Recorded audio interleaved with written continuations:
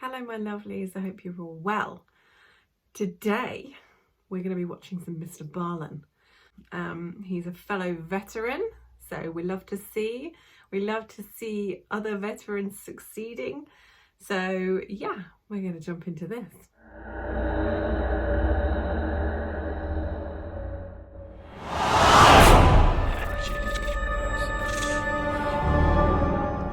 Have you seen Mr. Barlin's videos before? I've seen a few. He seems to be a great orator, and if you enjoy this video, I will link it in the description box. Make sure you head over there and tell Mr. Barlin how much you enjoy his content too. So, without further ado, let's see. Grab yourselves a drink before I forget. It is an unfortunate reality of being human and living on planet Earth that sometimes people go missing without any clue as to what happened to them. One day they're here, the next day they're gone. There's no clear indication of what happened. True. And despite everybody else's best efforts, nothing is ever learned about what happened to them. And so their families and their friends, they're left with this void in their lives that I can only imagine how terrible that is. There's no closure. There's like that perpetual sense that if you could just find more information out, you could find out what happened to your loved one, to your friend, to your colleague. But many times, people never get that. These people just go missing and that's it. But in some cases where people suddenly go missing, they'll turn up again.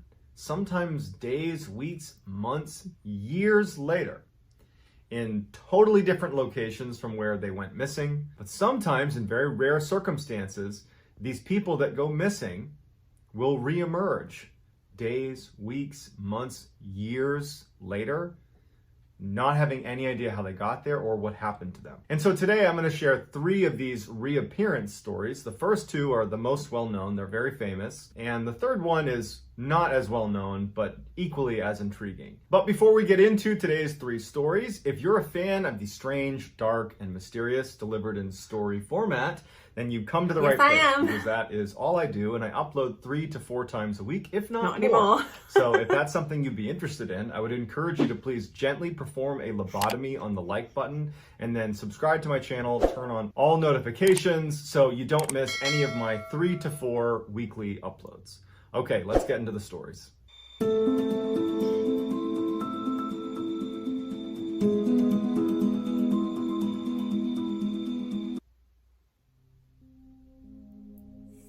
Kubaki. In 1978, a 23-year-old named Stephen Kubaki was attending a college called Hope University in Michigan. It was a small Christian school where he was studying German and history. Stephen was a little more free-spirited than the typical student enrolled at Hope University, which was very conservative. He was a big-time outdoor enthusiast and he loved to go skiing. In February of 1978, which was just months before Stephen was set to graduate, he decided he wanted to go on a solo ski trip around the Lake Michigan area. And so this area was known as the Lake Michigan Triangle. It's also known as just the Michigan Triangle, and it's an awful lot like the Bermuda Triangle, which is in that northern section of the Atlantic Ocean, where planes and boats have gone missing over the years kind of inexplicably. Well, the Michigan Triangle is like that. And starting in the late 1800s, there were all these disappearances that started occurring in the Michigan Triangle area. And so Stephen was going to be skiing around the Lake Michigan area, and so he would be in the Michigan Triangle. Now, he had told his friends and his family that he was just going out for a day trip, and Stephen was a very accomplished outdoorsman, excellent cross-country skier, so really no one bats an eye when he decides to go out and, go skiing. No one even thought twice about it. They're like, all right, cool, we'll see you tomorrow. A day after Stephen had left for this ski trip, some snowmobilers were out in the Michigan Triangle area, and they spotted a trail of ski tracks that led up to the edge of the lake, where at the edge of the lake were a set of skis and 2 ski poles. Just stopped abruptly, and they see that this looks like someone might have fallen into the lake. Now, there weren't any clear breaks in the lake itself, but they figured it was worth telling police and to at least let them know in case they're looking for someone who might have gone missing in the area. And so it was around this time that Stephen Kubaki's friends and family started to recognize that he wasn't back yet, and he should have been. And so they end up calling in an official missing persons report because he should have been back. And so the two things happened in tandem. You have the snowmobilers that have found the ski poles and the skis, and you have the missing persons report that's come out for Stephen Kubaki, and immediately they're connected, and this massive search effort is launched with a focus on where those skis and the poles were found. Now, they looked everywhere, but it was like his tracks went right up to the edge of the lake and then just stopped. There weren't any more tracks on the lake. Weird. There were no breaks in the lake. There was nothing there. It was like he just suddenly either went into the ground or just vanished somehow. And so as hundreds of people have descended on this area to look for Steve Kubaki, his backpack shows up right next to his skis and ski poles. That was the first place that everybody went. And his backpack wasn't there. And they didn't really even know how to investigate it. It was just this weird phenomenon where all these people are like, I guess it just must have been there the whole time.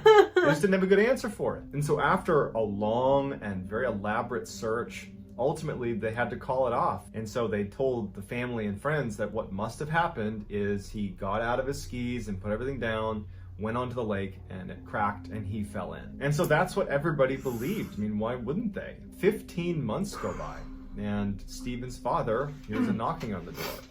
And who's at the door? Stephen Kubaki. Wow. And when he sees his son, he can't believe it because he believed his son was dead.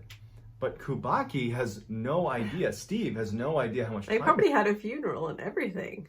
Crazy. Passed. He saw a newspaper. Stephen saw a newspaper in his father's house, and it showed that it had been 15 months since he disappeared. He asked his father, like, how can this be? And he told Stephen, you were near Lake Michigan.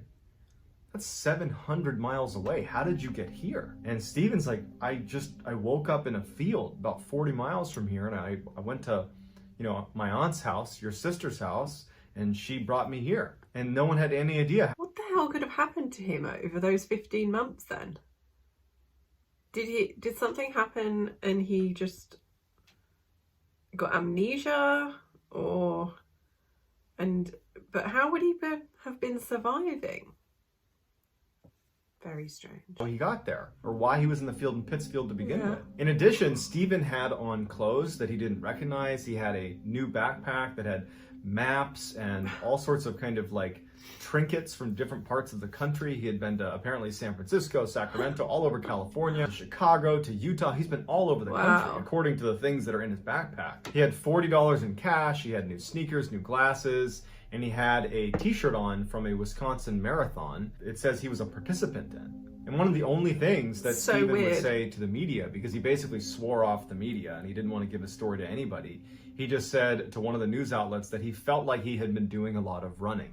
But other than that, we don't know what he was doing for 15 months, and apparently he doesn't either. Wow, that's crazy. That's insane. In early 2018, Danny Phillips was a 49-year-old firefighter living in Canada. He had a wife, he had 2 kids, he was happy, healthy, successful, and every year he and his colleagues at the firehouse would go on a ski trip to New York, where they would go skiing at a mountain called Whiteface. And so on February 7th, 2018, Danny and his 7 colleagues are at Whiteface. They're enjoying themselves. Danny was an avid skier. Like, this is something he really looked forward to, was this annual retreat to Whiteface Mountain. And it was getting to be lunchtime, and his 7 colleagues said, hey, let's go down to the lodge and get a bite to eat. Danny was just having a great time on the mountain, and he was like, I'm gonna just do a couple more runs. I'll meet you guys. Excuse me for yawning. The dog woke me up very early this morning. In about 30 minutes or so. I'm gonna do a couple more runs before lunch. So they go down to the lodge, and Danny continues to do a couple more runs. And so after an hour or so, and Danny still hasn't shown up at the lodge, his 7 colleagues have finished eating, and they're like, you know what? I bet Danny just decided he wanted to skip lunch, and he's probably just fine. And so they end up just going out and skiing the rest of the day. Weird. But by the end of the night, when the mountain is starting to shut down, they're all checking their phones for messages from Danny. They haven't gotten anything from him. They haven't seen him. They decide, let's go check out, his room back at the hotel and make sure that he's there. That looks beautiful. Maybe he got sick and he left, something like that. And the resort was attached to the mountain itself. So they just walked right over to his room. They knocked, he didn't answer, but then they went out back and they found his car, and his car was still there. They went to the front desk, they explained the situation, they ended up going in the room and checking to see if he was in there. He wasn't, but all of his personal belongings are still inside of the room. So Danny, who has not shown up after going skiing for this additional run, clearly hasn't left the mountain because his car's still here, his cash, his passport, everything is in his room. Worrying. But no one knows where Danny is. And so they launched this massive search for Danny. And I mean, this day it was so crowded at Whiteface. There's so many people there. And also it had snowed a ton before they even started skiing that day. So it would have been very difficult to move very far off the mountain, let's say, if someone wanted to. I mean, just there was too much snow on the ground. So he couldn't have gotten very far. And there were lots of people there that they could interview to say, have you seen this man? They had a picture of him, you know, and no one had seen him. And there was no sign of him. Despite this massive search effort, no one has any idea what happened to him. The authorities call off the search and they tell his loved ones and his friends that, you know, Danny must have succumbed to the elements. That's the only explanation we can give. We can't find him now because the snow's pretty deep. But hopefully when the weather warms up, we'll be able to launch another search and we can recover his body. And so that's the news that's passed to his wife, to his kids. Imagine if that was a member of your family and you get told, sorry, we'll just have to wait for the snow to melt and then we can look. God, blimey. Friends, and it's just devastating. And then a couple days later, Danny's wife is home, trying to adjust to this awful new normal, and she gets a phone call from a number she doesn't recognize. And she picks it up, and it's a little bit hard to hear, but she immediately recognizes her husband's voice. And she can tell right away that there's something wrong. Like, so this was only a couple of days. It's not making sense. She's like, Danny, is that you? Is that you? And Danny's like, I don't know where I am. I don't know how I got here. Where are you? What am I doing? And so she immediately tells him, you have to call the police. You have to call the police. They have to come get you. And finally he agrees and he hangs up. The police receive a phone call from Danny and he doesn't know where he is. He's saying that, you know, my wife told me to call you. I'm very confused. I don't know what's going on. And they ask him to describe where he is. And he starts describing what's around him. And police are able to, you know, eventually pinpoint where he is. And it turns out he was near Sacramento, California, 2,900 miles away from Whiteface Mountain. Even more strangely, when the police go to collect Danny, he's still wearing his ski gear. You know, winter jacket, winter pants, ski boots on. He even still had his goggles on his head. And he has a haircut. He has a fresh haircut. And he has a brand new phone, a brand new iPhone. But he had no money. He had no wallet. He had nothing. He had left all of his belongings in his room. So looking at him like, how did you get a new phone? How did you get a haircut? Why did you get a new haircut? And when you got your haircut, why didn't the person cutting your hair let someone know that a man who's visibly confused wearing ski gear is getting a haircut in here? Good question. So it's just a totally strange mystery that Danny, to this day, and anybody that knows Danny and his friends, the investigators, everybody, no one knows how he got there. How does a guy without a car, without any money, wearing ski gear, go from New York to Sacramento, California, somehow get a haircut and buy a new phone, and then just suddenly come to and be like, oh, that's right, I'm Danny, and I'm going to call my wife and let her know so where I am weird. now. Like, it was just crazy. That is so weird. Young boy. So this last story was documented in the official American Ethnology Report from 1897, 1898. Although the story is, you know, well documented in this report, the location is unclear. People have speculated that it's either Ireland, Scotland, or Wales. So just take this with a grain of salt that the location is not known. Over here then, in it's the an UK. older story, but it was officially documented in an official report. In 1898, a 12-year-old boy was playing at this river that ran near his house. He was out in the forest, he was playing to this river, and he had a bow and arrow, and he was practicing shooting his bow and arrow. And after a little while, he got bored of his bow and arrow, and he went to the stream itself, and he started to build a little dam in the river to try to catch some fish. And as he's building this thing up, he's down on his knees building up this little dam in the river, he notices someone is walking down the river towards him. And he looks up, and he would describe this person as looking normal, a normal-looking stranger. It's a gentleman who shows up. He's wearing a nice suit. He walks over to Wofford, and he apparently just came out of the woods. And he says, hey, what are you doing? And the boy, he's like, oh, I'm making this fish trap. And he's like, man, that looks like a lot of work. Like, you should take a break. And the boy's like, yeah, I guess I could take a break. And the gentleman just says, well, if you want, while you're taking this break, you can come to my house. It's just up past the bend here. My family's there. You can have a meal with us, and then you can come back and you can finish your fish trap. And so, this is a different time. I was going to say. Is the late 1800s. And I'm not suggesting that at the time it was totally cool to go with strangers into weird houses in the forest. But the boy felt compelled to say yes. He didn't want to be rude, and maybe his fear of strangers is less extreme than it is, for us today in 2020. And so he agrees to go with the man. They make their way up past the river into the forest a little bit, and they come up to this cabin. Now, the boy played in the woods here, and he had never seen this house before.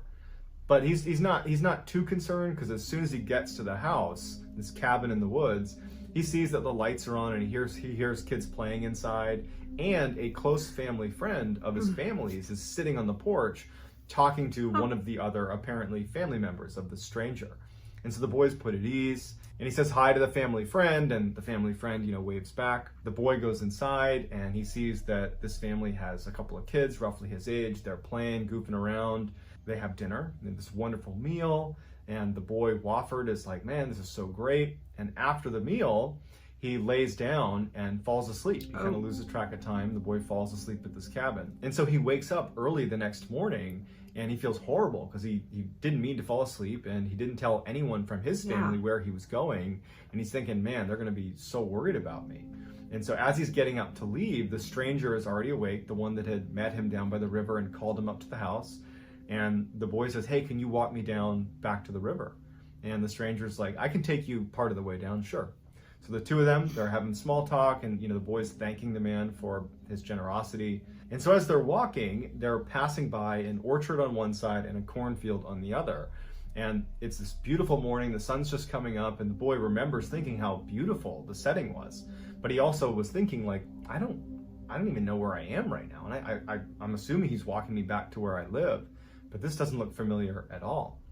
And the stranger stops. They get to almost a junction right at the end of the orchard and of the cornfield. And the stranger tells the boy, Wofford, he says, hey, just go straight. You're going to turn down this way, turn back, and you'll be at the river again where we met. And the boy thanks the stranger, and the stranger turns and starts walking back towards his cabin and says, hey, good luck, see ya.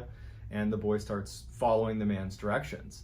And Wofford, as he's walking, following the stranger's directions, he's suddenly curious and turns around to look back at this strange person who had brought him up to the house and then now brought him back. And he's stunned because suddenly the orchard and the cornfield are not there. There is no orchard or cornfield. It's just deep, dark forest. And he's like, what's going on? He turns back, and there's a search party, or it looks like a search party, running up to him. Part of the search party is the family friend that he had seen at the house. And the boy's like looking at these people running towards him, like they're running to him. And he recognizes the family friend, and he can tell they're like urgently looking for him. And he felt bad because he knows he slept over through the night. So he's like, hey, I'm here. And they're like, where have you been? And the boy turns to the family friend, and he's like, didn't you tell them I was with you? And the family friend is like, what are you talking about? And he's like, yeah, the house with the family. Bizarre. We ate dinner together last night. And the family friend is like, I've been looking for you for the past several days. Days? I've been with your family looking for you. You've been gone for 3 days. Whoa. And the boy is like, what? And as he's describing the kind of general vicinity of where this cabin was, he's kind of pointing back up towards where it was and describing it from where the river was.